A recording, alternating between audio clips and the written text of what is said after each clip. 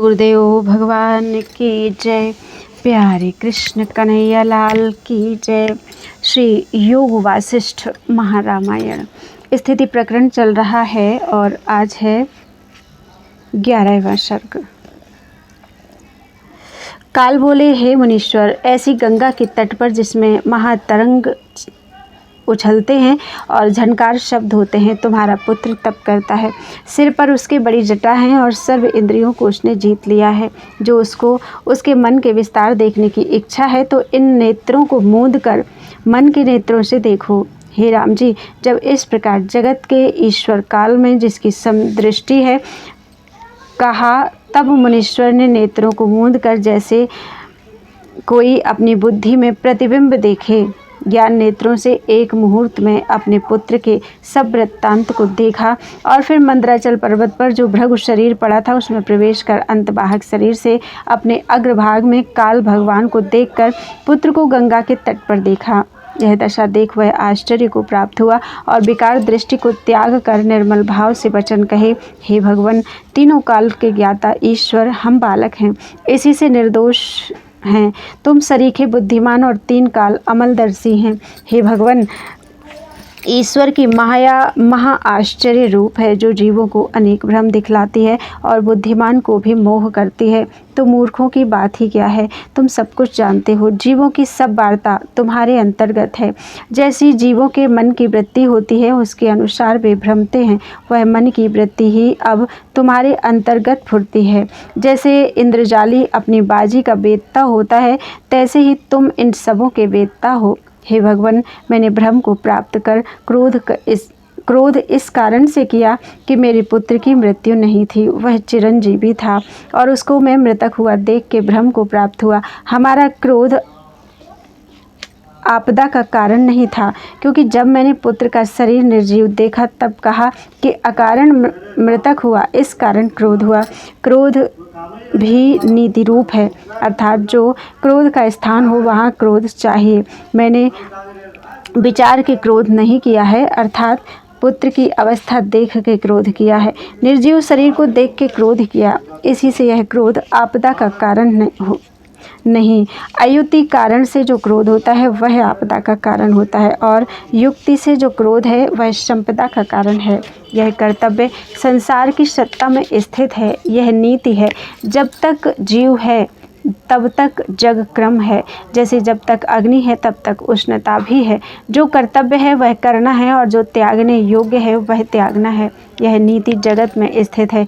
जो हेयोपादेय नहीं जानता उसको त्यागना योग्य है।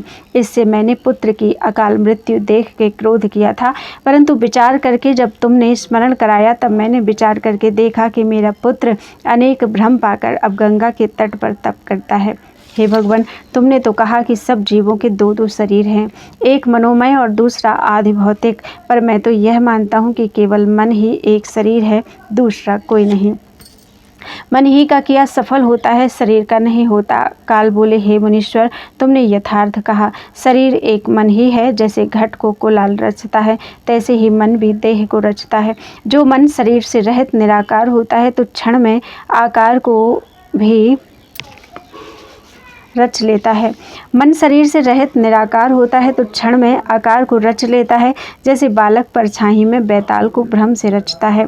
मन में जो फुरंट सत्ता है वह स्वप्न भ्रम दिखलाती है और उसमें बड़े आकार और गंधर्व नगर भास आते हैं, पर वह मन की ही सत्ता है। स्थूल दृष्टि से जीवों को दो शरीर भासते हैं, बोधवान को तीनों जगत मन स्वरूप भासते हैं और सब मन से रचे हैं।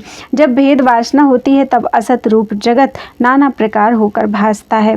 जैसे असम्यक दृष्टि से दो चंद्रमा भासते हैं, तैसे ही सम्यक दर्शी को एक चंद्रमा बत सब शांत रूप आत्मा ही भासता है। और भेद भावना से घट पट आदि अनेक पदार्थ भासते हैं कि मैं दुर्बल हूँ, मोटा हूँ, सुखी हूँ, दुखी हूँ, यह जगत है, यह काल है इत्यादि। सो संसार वासना मात्र है।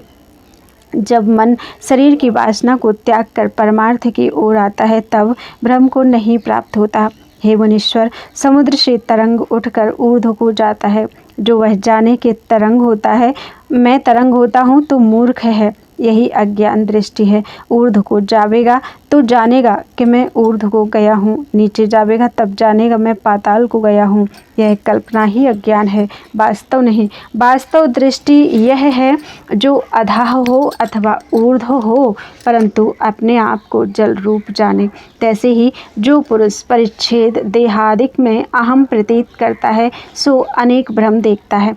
सम्यकदर्शी सब आत्मरूप जानता है। सर्व जीव आत्मरूप समुद्र के तरंग हैं, अज्ञान से भिन्न हैं और ज्ञान से वही रूप है। आत्मा रूपी समुद्र तम स्वच्छ शुद्ध आदि रूप, आत्मा रूपी समुद्र सम स्वच्छ शुद्ध आदि रूप, शीतल अविनाशी और विस्तृत अपनी महिमा में स्थित है और सदा आनंद रूप है। जैसे कोई जल में स्थित हो और तट पर पहाड़ में अग्नि लगी हो, तो उस अग्नि का प्रतिबिंब जल में देख के वह कहे कि मैं दग्ध होता हूँ। जैसे भ्रम से उसको ज्वलंता भासती है, तैसे ही जीव को आभास रूप जगत दुखदायक भासता है।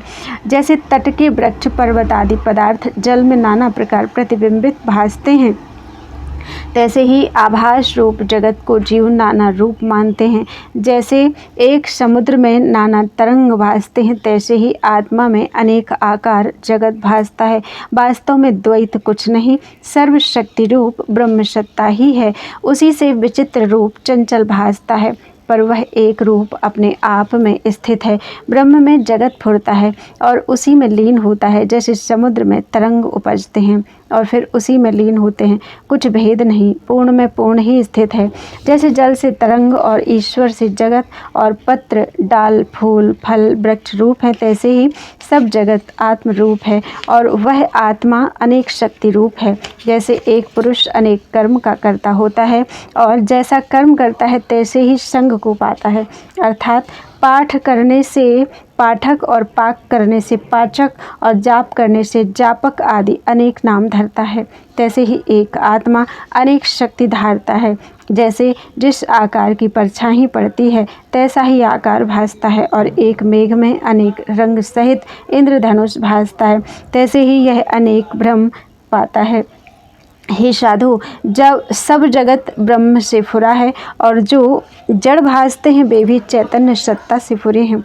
जैसे मकड़ी अपने मुख से जाला निकाल कर आप ही ग्रास लेती है, तैसे ही चैतन्य से जड़ उत्पन्न होके फिर लीन हो जाते हैं। चैतन्य जीव से सुषुप्ति जड़ता उपजती है और फिर उसी में निवृत्त होती है। इससे अपनी इच्छा से यह पुरुष बंधवान होता है और अपनी इच्छा से ही मुक्त होता है। जब बहिर्मुख देहादिक अभिमान से मिलता है तब आपको बंधवान करता है।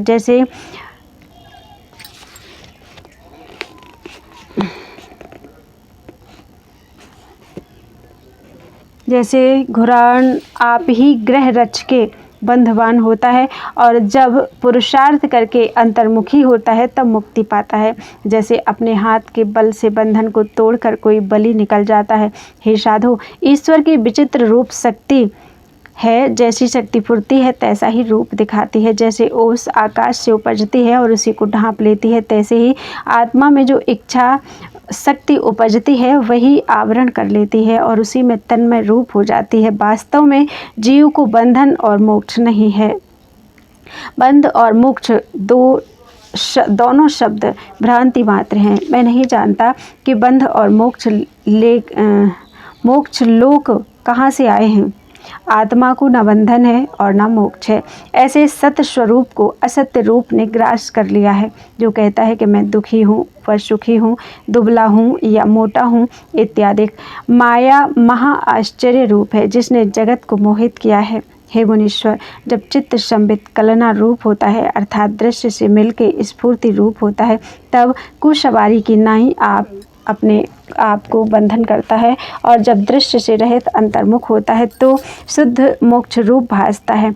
बंध और मुक्ति दोनों मन की शक्ति हैं। जैसा जैसा मन फुरता है तैसा तैसा रूप भासता है। अनेक शक्ति आत्मा से अनन्य रूप है, सब आत्मा से उपजा है और आत्मा में ही स्थित है। जैसे समुद्र में तरंग उपजते हैं और उसी में स्थित होकर लीन हो जाते हैं और चंद्रमा की किरणें उदय होकर भिन्न भासती हैं पर फिर उसी में लीन हो जाती हैं, तैसे ही जीव उपज उपज कर लीन हो जाते हैं। परमात्मा रूपी महासमुद्र है, चेतना रूपी उसमें जल है, जिससे जीव रूपी अनेक तरंग उपजते हैं और उसमें स्थित होकर फिर लीन हो जाते हैं। कोई तरंग ब्रह्मा रूप, कोई विष्णु, कोई रुद्र होकर प्रकाशते हैं और कोई लहर प्रमाद से रहित यम, कुबेर, इंद्र, सूर्य, अग्नि, मनुष्य, देवता, गंधर्व, विद्याधर, यक्ष, किन्नर आदि रूप होकर उपजते हैं और फिर लीन हो जाते हैं। कोई स्थित होकर चिरकाल पर्यंत रहते हैं, जैसे ब्रह्मादिक, कोई उपज कर और कुछ काल रहकर विध्वंस हो जाते हैं, जैसे देवता, मनुष्यादिक, और कोई कीट, सर्प आदि फुरते हैं और चिरकाल भी रहते हैं और अल्पकाल में भी नष्ट हो जाते हैं। कोई ब्रह्मादिक उपज कर अप्रमादी रहते हैं और कोई प्रमादी हो जाते हैं और तुच्छ शरीर होते हैं। यह संसार स्वप्न आरंभ है और दृढ़ होकर भासता है। इति श्री योग वासिष्ठे स्थिति प्रकरणे संसारावर्त वर्णन नाम एकादश सर्गः। बोलो वृंदावन बिहारी लाल की जय। त्वदीयं वस्तु गोविंदम तुभ्यमेव समर्पयेत् त्वदङ्घ्रि कमले रतिं मे यच्छ शाश्वतीम्।